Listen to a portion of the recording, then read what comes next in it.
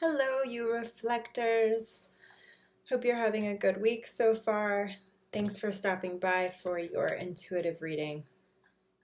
So, if you're new to the channel, I do my readings based on your human design type. If you don't know what that is, check out the information below. There will be a link where you can go and find your type, one of the 5. And for all of you who know your reflectors, let's get started. I'm doing my reading a little bit differently today with my spirit animal deck and my Wildwood Tarot deck. So I've pulled 6 cards in 3 different groups. Your current situation, what you're moving away from, and what you're moving towards. All right. So in your current situation, I pulled flamingo, which is a little duh, right? Embrace the in-between, as we are all in our little isolated worlds. Life is on hold. And I guess it's just telling you to quit fighting it. We're here for a little while. Just dig in and enjoy it while you got it. The only place we can be is now, so might as well be here. You've got one foot in your old life and 1 foot in the unknown, and you just got to go with it. And, being in the moment, it's really where the magic happens, is not in the past and not in the unknown future. It's really right now. So if we can try and be where we are, that's a really good place to start. This also talks about sort of a rising of creativity. When things get shook up and you can't just stick to what you know, and you can't just stick to the routine, it does present an opportunity to get a little creative. So that can be to your advantage. The clarifier card here is the Sun of Life. So I want you to note all of these beautiful wild flowers blooming, blossoming all around this figure. This is you, by the way. And I want to note this Uffington horse in the back that it looks like it's carved into the side of the hill. So that usually, well, it can talk about creativity and fertility, the start of something new, of new life. And with all of this sun energy here, I think this feels like life force. This feels like, and this light coming out of the heart. To me, this in-between time for you is really healing, super healing, especially if any of you suffer from things like adrenal fatigue, which I would say probably most people suffer from and don't even know it, because that is how our culture works these days, is that we are told that being busy, that having our day packed to the gills with things to do and places to go somehow makes it worthwhile. Like, that's what adds value to our life. And sometimes we actually don't have the energy stores that we think we do to fund that. We're often dipping in the reserves, but the thing about that is once the reserves are gone, you get super, super depleted and you keep running on empty, and you have shorter fuses. Your emotions are likely to come up to the surface real fast because there's no buffer there. You just can't handle the things you normally can handle. And so this is a really good time, now that we're sort of sitting still, to take those naps and take that extra time to play, because we will at some point go back to some normal rhythm of life, and it's better to go back to that being fully healed and fully recharged. So that's a really good time for you to, this is a good time for you to do that. Also, just with the next card that's coming along, you know, it could be a really good time for healing wounds of the heart. If there's anything personal going on in your relationships. So what we're moving away from, this card came out in the reverse position. So it's dog spirit, be loyal to what you love. So it came out this way. I think that, I mean, it could be somebody who you feel has betrayed you, who hasn't been loyal to you, and you're really seeing it for what it is right now. I know as reflectors, you can take a little bit longer to come to a decision or come to a realization, and I think that's where you're at right now. You are really sensing that there's something not syncing up for you. Like it's not nourishing you anymore, this relationship, whatever type of relationship that is for you. It could either mean the relationship needs to end or it needs to transform for you to keep it in your life. But I think that's what's coming up right now. It's acknowledging any codependency, that feeling of entanglement, being enmeshed, and deciding that that's really not healthy. It's not helping you. It's not helping them. And deciding to do something about it. It's about saying no when you mean no. Quit saying yes when you want to say no.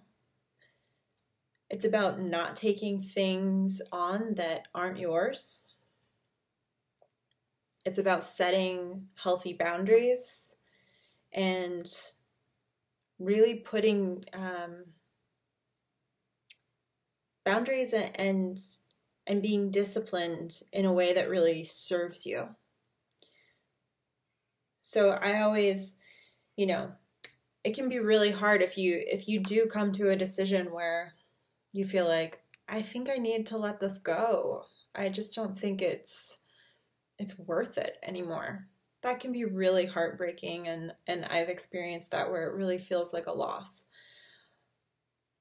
But I do have this perspective about relationships in general, relationships of all types.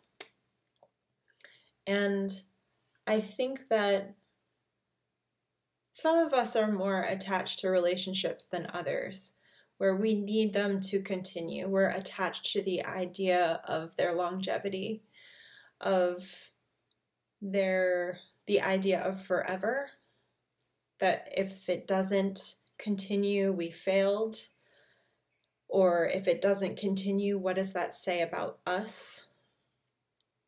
Why aren't we good enough to have maintained that? And I just don't really think that's the right frame of thought. Relationships can have all sorts of timing. They can be for just a season. And if we can let go of the attachment of needing it to be something other than what it is, we can actually see the gift in that interaction. Because I think everyone comes into our life with a gift. Whether it's someone we have a 5-minute conversation with at the grocery store, or it's a partner that we've been in a relationship for a few years, etc. You know, it can be anything, but I think we always come to one another with a gift. And sometimes that gift stings. And sometimes it doesn't. Sometimes it's a very sweet gift. But I think if we can always look at it that way, we will never have such shame or remorse or misgivings about having entered into those relationships. We'll see that they had purpose, and we'll see that what we gained from that situation really led us to the next place, the next better place. Because we're always evolving. And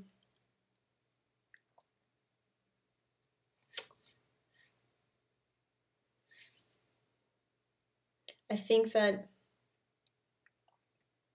if we can see it that way, it'll really help to decrease that sense of I need this to continue. So the clarifier card here is the Two of Bows, decision.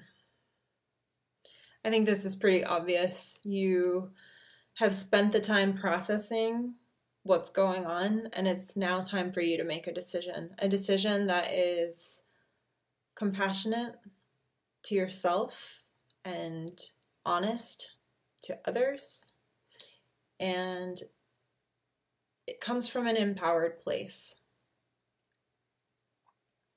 Staying in relationships that have, outgrown their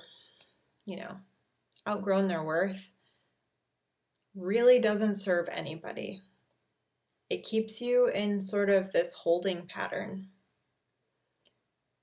which, I don't know if you've ever been in a plane in a holding pattern, it's really frustrating. It's just like, oh, we made this whole journey where we made all this progress, and now I'm just hovering around the city and I'm stuck in this seat with this recycled air and with all these people that, it's like, it doesn't feel good. It's not good for anyone. It's uncomfortable. It's like you get used to the discomfort and the tension and you just ride it out, but you don't have to. You're not on someone else's plane. You're the pilot. So take the opportunity now to make the decision and really free yourself, which leads to the third and last part of the reading. What you're moving towards. So the card that I pulled here is the Sandpiper. Be playful. You can see they're splashing around. Puddles, little water lilies. Very playful. So I think if you can decide to remove those stuck things in your life, the things that have really kept you in the holding pattern, it frees you up to be more playful. It frees you up to get into the flow and access all of this creativity that you have that is rising up in you. Now you can put it to use. You can get back to your curious nature, your adventurous nature that is so part of you. And finding lightness, even in the mundane, even in tasks that are second nature. Find ways to make things that were old feel new. How can you make something feel more light, more fun?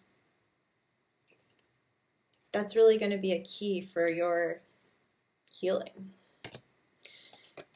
And the clarifier card here is the Archer. This talks about a new adventure, a new project.